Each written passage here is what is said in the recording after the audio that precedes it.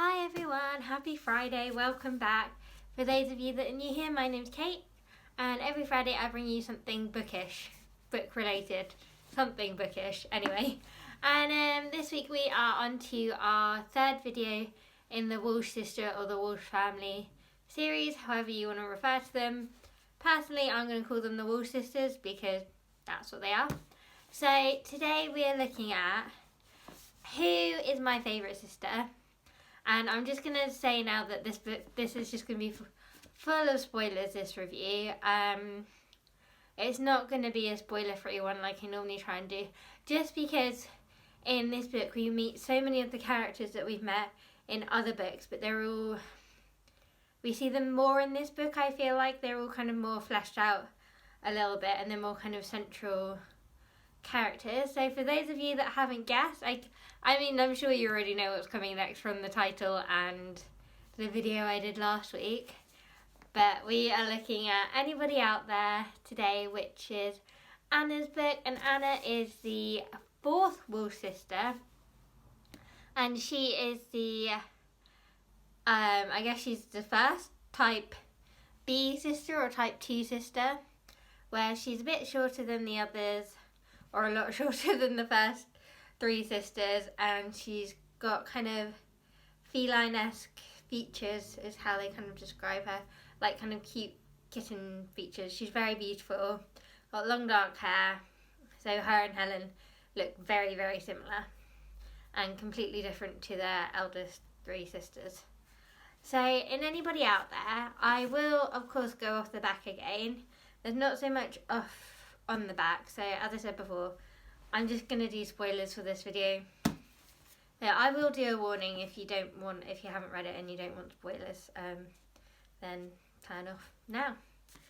So, when we meet Anna, she is back in her family home in Dublin, and I'm just going to read you what it says on the back because I really like it. I really like the way it describes her. Anna Walsh is officially a wreck. She's lying in her parents' good front room, GFR, dreaming of leaving Dublin and getting back to New York. So Anna lives in New York and she arrives back in Dublin before the book starts. So when the book starts, she's in Dublin in the GFR and she's a wreck. Something has happened to her. She's seriously injured. She's injured her knee, she's injured her arm, she's lost fingernails, she's got massive cuts on her face. You know, she's been through it and we don't know why and we don't know what's happened. And I think this book is really cleverly done. Like, I remember thinking when I first read it, like, how it drip feeds you things. I don't know, I just think it's really cleverly done because while Anna's lying in her good front room, she thinks, I had to go back to New York and try to find him. There was a chance he mightn't be there, but I had to give it a go because there was one thing I was certain of. He wasn't here. And that is her referring to Aidan, who is her husband. And I think it's really interesting the way they describe it in this book because I think Marian kind of like drip feeds us a little bit. She kind of drip feeds about Aidan and where Aidan is and what's happened to Aidan, and even what happens to Anna we don't find out for quite a while. I never remember thinking, oh, I wonder what happened to Anna, but I do remember thinking about Aidan and the fact that Anna's constantly trying to find him. Oh, he's done like a bunk or a runner and he's left her basically. Like, this book is in two parts, I would say. So the first part is Anna looking for Aidan and contacting him all the time and trying to find him and seeing him on the bus, seeing him on the street, but it's not him. And then the second half of the book is her realisation and her coming to terms with what's happened to Aidan. And she's still trying to find him, but she's going 3 different channels to try and find him. She has to get back to New York, to her friends, to the most fabulous job in the world, trademark. First of all, back to Aidan. But her family have other ideas, not to mention headaches of their own. What could possibly have shattered the world that Anna loved so much? And is Aidan the only one who can put things back together? So, what I love about this book is that we see the Walsh family. Like, this, I think this is the only book. Yeah, I'm sure it's the only book where we have all 5 sisters in the house, in the same room, or in the same house at the same time. Now I'm thinking about it, I'm just trying to think, is Margaret there? I don't know if she is, you know. We might have 4 out of 5. I think that's the most we ever get. We don't have all 5 sisters together in this book. We only have 4 of them. But we do have all 5 sisters interacting with Anna in person in this book, which I love because we don't get that in any of the other books that I can think of off the top of my head. No, I'm 99% sure that we don't. So it's really nice to kind of see, we almost see all of the Walshes together and them interacting in that family dynamic. And so it's great when Claire arrives at Chez Walsh, because Claire is 40 and, you know, living her best life. Life begins at 40, as they say, and Claire is the embodiment of that. And then Rachel's over from New York to ferry Anna back to New York. So we learn in this book that Rachel and Luke are back together and that Rachel and Luke are now back living in New York. So this book is set, it came out about 8 years after Rachel's holiday, but it's set. It came out 8 years after Rachel's holiday. So Rachel has done her degree. She's obviously done her degree. She's qualified and she's back working in New York with Luke. And Luke have been living in their apartment for 4 years. So Rachel has been back in New York for at least 4 years, which is nice. And Rachel is now very zen and very calm and into very kind of meaningful stuff. And for anyone that's read the book, you will know the term feathery strokery, or feathery stroker. And I think Rachel is a big fat massive feathery stroker now, compared to like the wild party girl she was before Rachel's holiday, or in the beginning of Rachel's holiday. So it's nice to see her development as well. And then we get to see Margaret's development as well. Margaret's now had 2 children and she has fully embraced mum life. Like, she is, you know, in and out of the shops twice a year, you know, fully embraced it, driving like a minivan, 4-wheel drive thing, like properly embraced mum life, seems to be loving it, still with Garv, or back together with Garv. And yeah, they seem to be kind of loving life.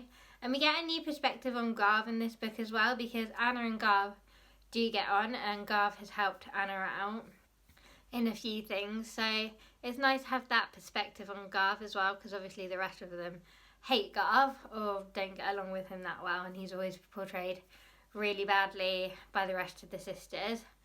Then we have, I think in this book we get like proper Mammy Walsh and Helen character development, and actually even a bit of Mr. Walsh, Daddy Walsh.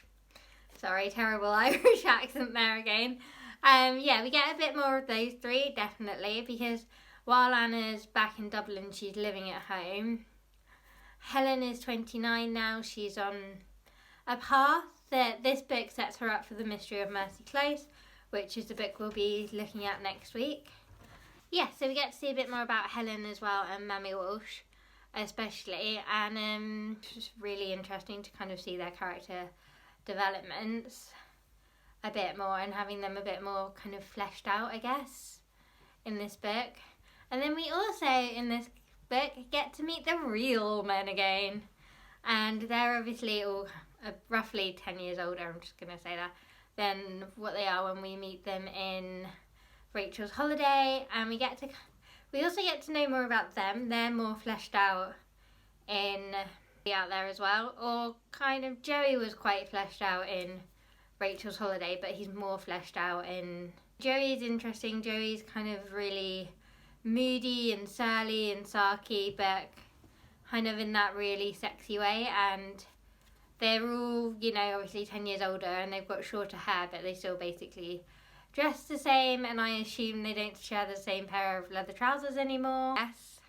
And yeah, Joey is still single, and sleeping around and basically being a bit of a knob that he is.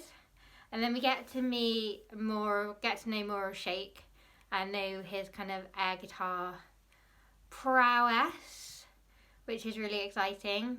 And then we get more of Gaz as well, who's just kind of like a real sweetheart. He kind of comes across as a real sweetheart in Rachel's Holiday, but he's 10 years older now, and Rachel's completely different as well, so she enjoys the Scrabble nights with Gaz just as much as anyone else, and she's not like, it's Saturday night, let's go out you losers or whatever anymore. She's totally up for the Scrabble. So I really enjoy that about this book. I think that's one of the reasons that Anybody Out There is my favourite book of the Walsh Sisters. I'm just going to put it out there, it's my favourite. In the second part of the book, Anna realises that, okay, and this is a major spoiler, so I'll put a time span and a warning here, but Anna realises that Aidan is dead in kind of the second half of the book, I guess. Well, it's not even the second half, but it's like when she has that realisation, or sort of comes to terms with the fact that Aidan is dead, and that's why he's not contacting her, that's why he's not coming home, why she can't find him, is because he's dead, and because they were in an accident together, and he kind of was more injured than she was. So she spends the rest of the book coming to terms with his death and trying to find him, which she goes about, or trying to speak to him, and she obviously goes about it down the kind of medium talking to the dead spiritual route, and she gets swizzed a little bit. Marian Keyes' word, not mine. She gets swizzed a little bit and definitely meets some fakes, but then she definitely meets some people who, yeah, are quite possibly the real deal. So it's a real journey that she goes on, and she meets some really interesting characters along the way. And I think those characters that she meets and she ends up being friends with are some of the best characters in the book. I mean, deal with the grief really well in this. I think Marian Keyes does such a good job of kind of describing how Anna feels and her grief and stuff. And then you've got like I guess if you think that Anna's in the middle, and then you've got the real men and Rachel and Helen and Mammy Walsh, and then these characters she meets on her spiritualist journey as kind of the comedic relief around the outside of her in the middle in her darkness and in her grief. And then like they slowly kind of help lift her out of it. I mean, I personally think that with grief you never get over it, but you kind of, like, I think of it as that you kind of learn to live with it. It kind of walks beside you instead of you kind of dragging it along behind you. And definitely throughout the book and towards the end, Anna gets to that point as well, which is really nice to see. Hence the butterfly motif. And in this book, Anna's kind of grown up now. She's given up her fringy skirt. She's given up the narcotics. She did that in Rachel's Holiday anyway. And she's now more of a grown-up, but she still has a little bit of kind of quirky kookiness in her because of her job. The greatest job in the world. No, what is it? The most fabulous job in the world. Trademark. And to be fair, it does sound pretty good. She works in beauty PR and she gets loads of free stuff. So, yeah, sounds really good. But she's working all sorts of crazy New York hours, so sort of like 10 to 12 hours a day, kind of bearing her grief in work and not wanting to be at home because she's there alone and there's no Aidan and stuff. So again, I think that's represented really well by Marian. Sorry this has been a bit of a long one, but as I said, Anybody Out There is my favourite, and I've been really looking forward to getting onto this one and talking to you about it. And like, I've been really just so excited to talk about the real men and Luke and Rachel and Claire and Helen and Mammy Walsh and Margaret and Daddy Walsh and all the Walshes basically. And Anna is, I think she's my favourite sister. I really like her. So yeah, I will see you next week for the mystery of Mercy Close. And at some point I'll see you for Watermelon as well.